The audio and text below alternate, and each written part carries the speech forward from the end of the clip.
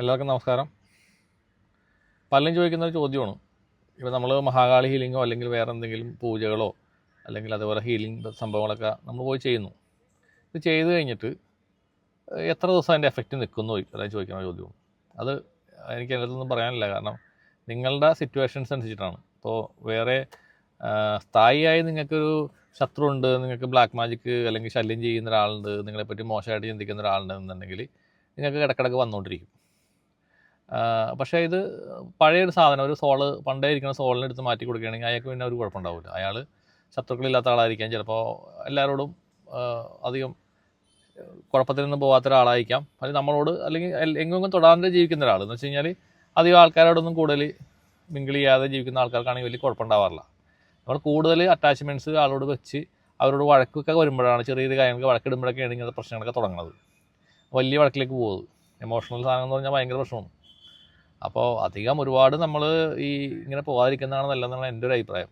അങ്ങനെ നടക്കുന്ന ഒരാളാണ്. കൂടുതൽ ഒരുപാട് ആൾക്കാരുടെ അടുത്തൊന്നും കൂടുതൽ കമ്പനിക്കൊന്നും പോകാറില്ല. ഇതുകൊണ്ടൊക്കെ തന്നെ എനിക്ക് അറിയുന്നതുകൊണ്ട് പോകാത്തതാണ്, അല്ലെങ്കിൽ നമുക്കത് ഇഷ്ടമില്ലാത്തതുകൊണ്ടൊന്നുമല്ല. ഇങ്ങനെയുള്ള വിഷയങ്ങൾ വന്നുകൊണ്ട് മാറി നിൽക്കുന്നതാണ്.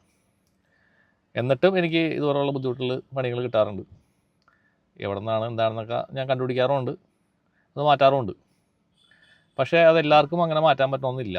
അപ്പോൾ നിങ്ങൾക്ക് അതിനുള്ളൊരു വഴിയാണ് ഞാൻ പറയുന്നത്. നിങ്ങൾ എന്തെങ്കിലും ഒരു ഹീലിംഗ് മൊഡാലിറ്റി നിങ്ങൾ പഠിക്കുക. എൻ്റെ ഒരു അഭിപ്രായത്തിൽ എൻ്റെ ഒരു പേഴ്സണൽ എക്സ്പീരിയൻസിൽ എനിക്ക് നന്നായിട്ട് വന്നിരിക്കുന്നത് റേക്കിയാണ്. നിങ്ങൾ റേക്കിയുടെ ആദ്യത്തെ ഫസ്റ്റും സെക്കൻഡും ലെവൽ പഠിക്കുക. ഇപ്പോൾ ഇഷ്ടംപോലെ ആൾക്കാർ പഠിപ്പിക്കുന്നവരുണ്ട്, നിങ്ങളുടെ വീടിനടുത്തോ അല്ലെങ്കിൽ അവിടെ നാട്ടിലുണ്ടാവാം. 2 ലെവൽസ് പഠിപ്പിക്കാനായിട്ട് അധികം പൈസ ഒന്നും വാങ്ങാത്ത ആൾക്കാരുണ്ട്. ഇപ്പോൾ ഒരു ചെറിയ എമൗണ്ടിനൊക്കെ പഠിപ്പിക്കുന്നവരുണ്ട്, വലിയ പൈസക്ക് പഠിപ്പിക്കുന്നവരുണ്ട്. അത് അവരുടെ ഇഷ്ടമാണ്. പഠിപ്പിക്കുന്ന ആളുടെ മാസ്റ്റേഴ്സിൻ്റെ ടീച്ചേഴ്സിൻ്റെ ഇഷ്ടമാണ് എത്ര രൂപ വാങ്ങണം എന്നുള്ളത്.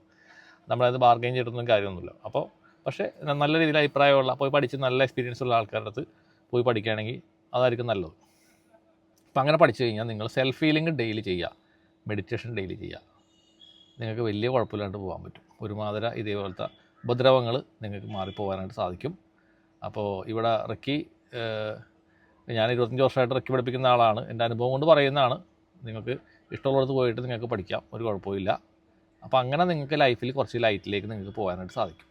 പിന്നെ ആത്മീയപാതയിലേക്ക് ഉള്ള ഒരു പ്രവേശന മാർഗ്ഗം കൂടിയാണ് ഈ നമ്മുടെ ഈ റേക്കി.